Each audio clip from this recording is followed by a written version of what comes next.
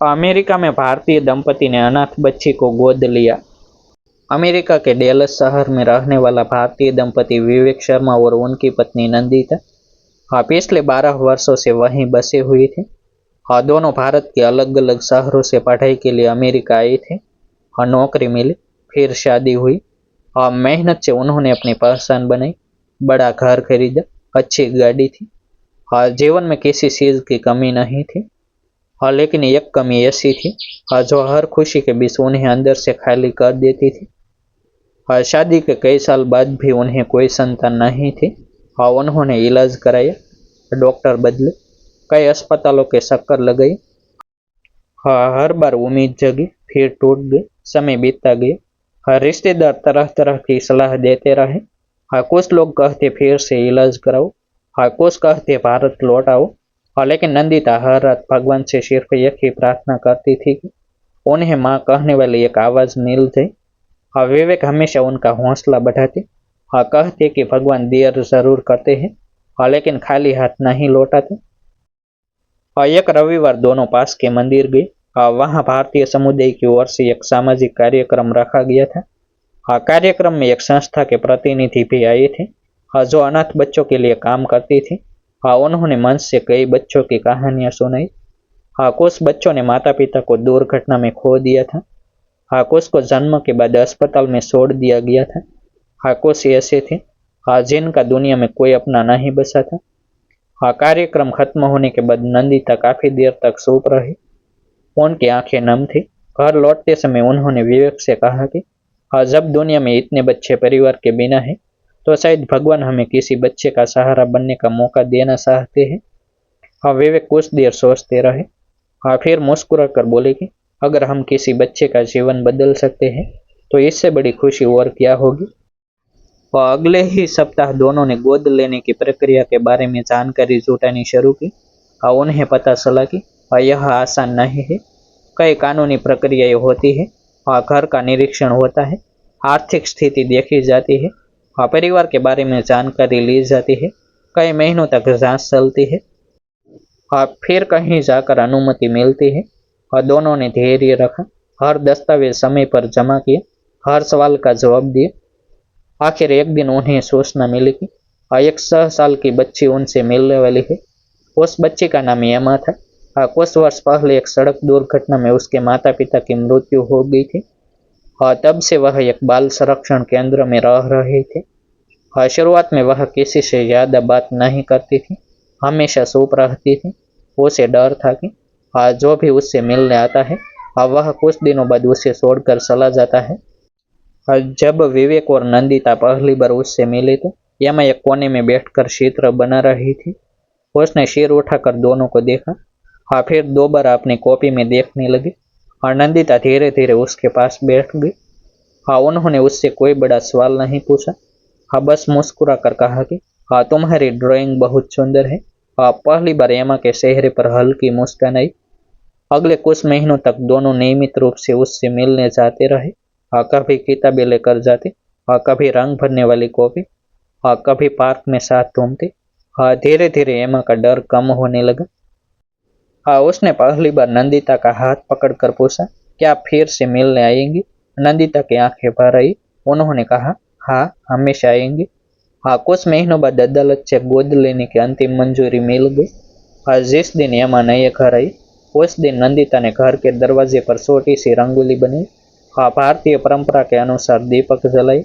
यमा को कुछ समझ नहीं आया, लेकिन उसे महसूस हुआ कि आज उसके जीवन में कुछ बदल गया है। पहली बार उसके पास अपना कमरा था, अपनी अलमारी थी, अपने खिलौने थे। सबसे बड़ी बात, अब उसे रात को यह डर नहीं था कि सुबह उठते ही उसे किसी और जगह भेज दिया जाएगा। धीरे धीरे वह विवेक को पापा और नंदिता को माँ कहने लगी। वह हिंदी के छोटे छोटे शब्द भी सीखने लगी। घर में भारतीय त्योहार मनाए जाते। दीपावली पर दीप जलते, होली पर रंग उड़ते। यमा हर नई परंपरा को उत्साह से सीखती। वह स्कूल में अपने दोस्तों को भारतीय संस्कृति के बारे में भी बताती। सब कुछ अच्छा चल रहा था, लेकिन जीवन ने एक और कठिन परीक्षा तैयार कर रखी थी। एक दिन स्कूल से फोन आया। यमा रो रही थी। कुछ बच्चों ने उसे यह कहकर चिढ़ाया था कि वह असली बेटी नहीं है, उसका कोई परिवार नहीं है। यह बात उसके दिल में गहराई तक उतर गई। वह घर आकर अपने कमरे में बंद हो गई। उसने खाना भी नहीं खाया। रात को उसने नंदिता से सिर्फ एक सवाल पूछा, क्या मैं सच में आपकी बेटी हूँ, या एक दिन आप भी मुझे छोड़ देंगे?